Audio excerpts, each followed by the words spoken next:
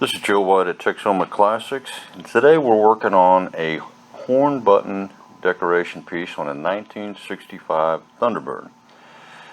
There is no remanufactured part. You can't purchase this part. It has a foam center and was originally damaged when it came to our shop. So what I've done is I've cleaned out the center of the decorative horn piece, and we're getting ready to inject it with expanding foam to try to make it one solid piece again. We're using a 3M product 08458. It is a rigid pillar foam. It mixes itself as you're injecting it.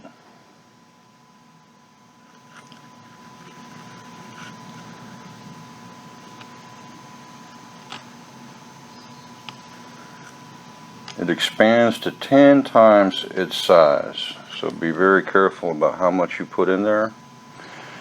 Now I'm going to put the centerpiece back over it, lining up the dots.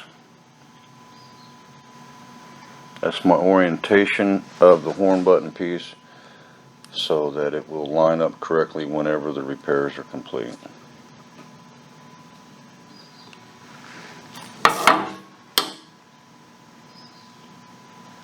And I do need that tape.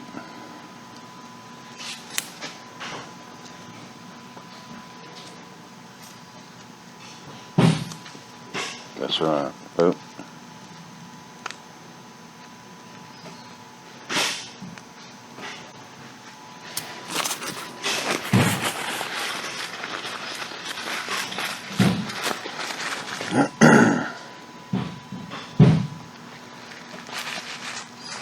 We'll let that foam set up for about 5 minutes, then we'll come back and shave off the excess.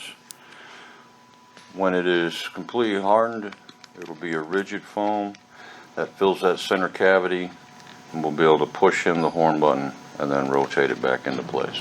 Now that I have shaved off the excess foam and reinstalled the decorative horn piece back into the car, she went driving off happily.